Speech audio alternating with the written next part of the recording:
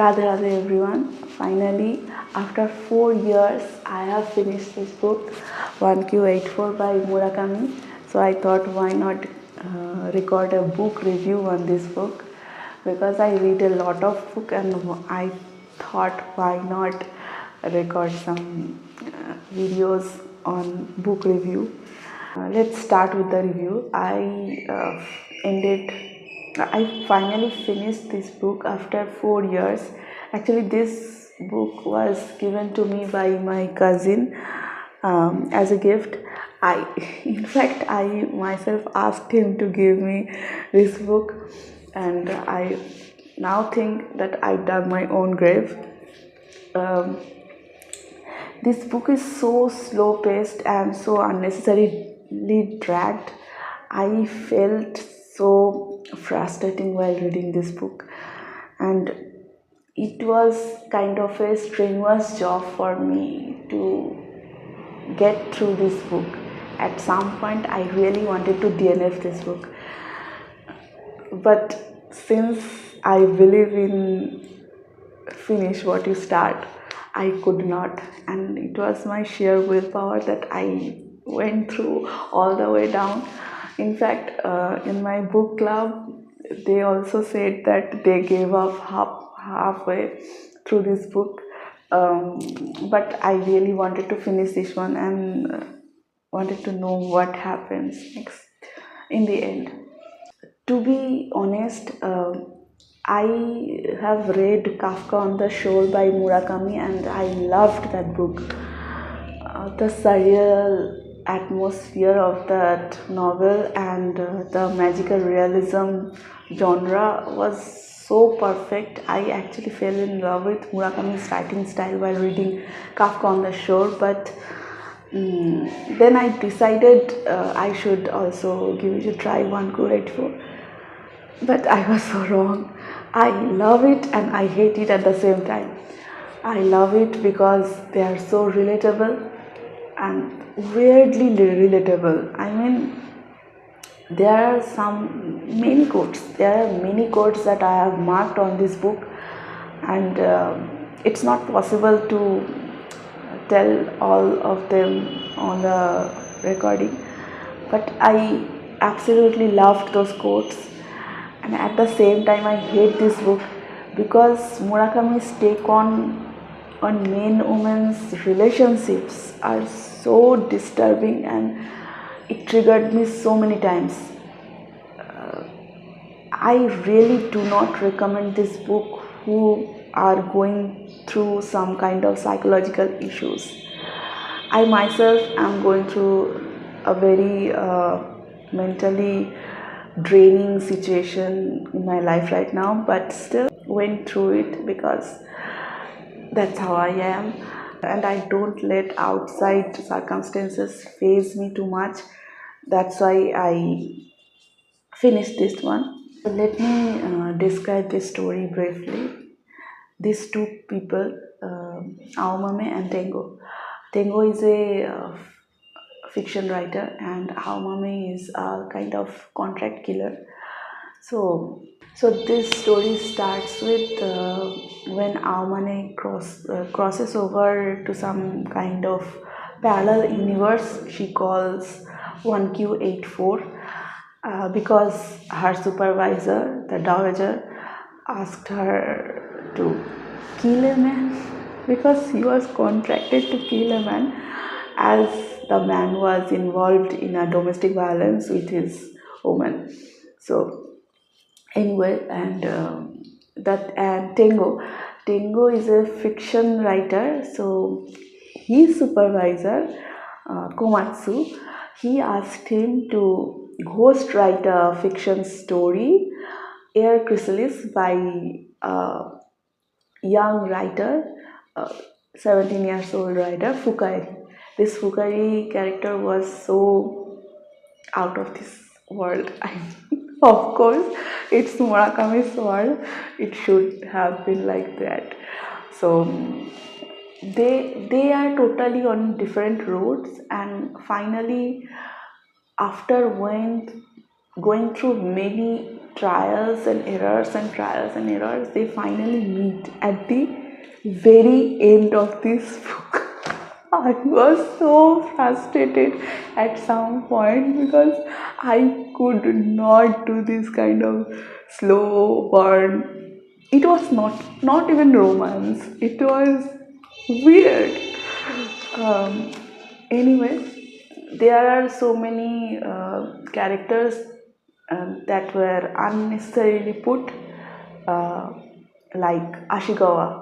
I don't know what was the whole point of Ashikawa being there. At the end, he died. I thought he had some kind of part in their meeting, but he died. There were one scene where our mommy's supervisor, the dowager, she tells her about her son-in-law's story.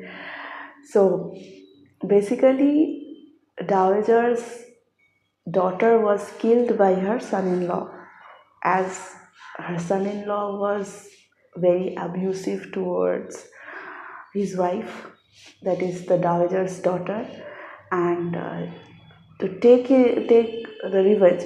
Also, when dowager's daughter died, she was pregnant.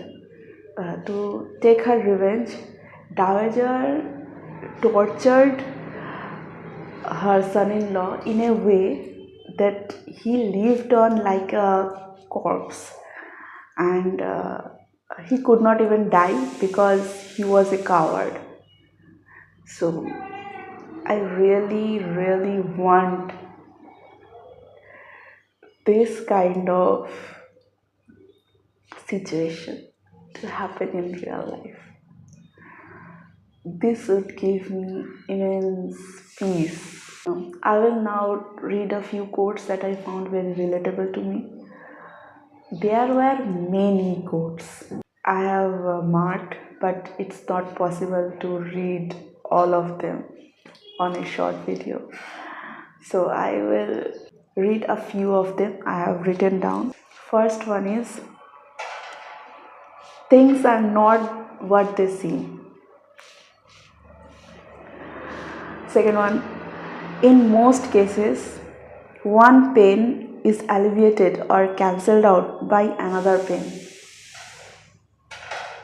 The senses are ultimately relative.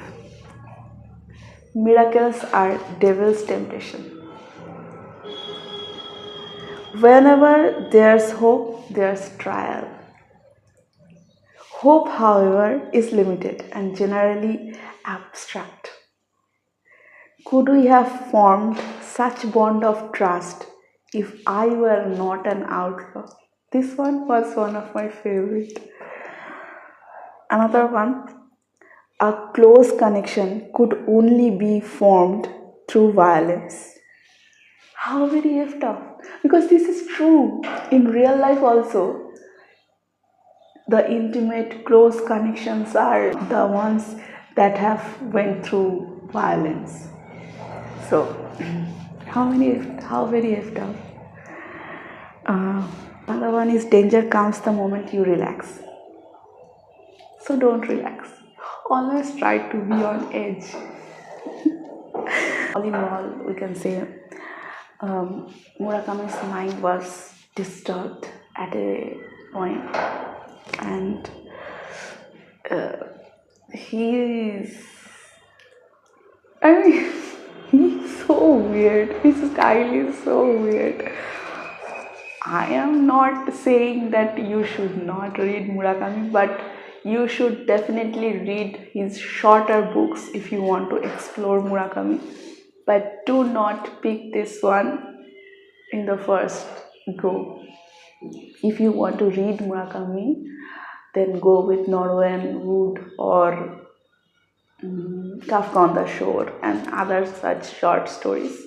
But I am not going to read any more Murakami, and there are a few passages I would like to read that I found very intriguing and relatable. So here are some of them. It's from book 1 and page number 354.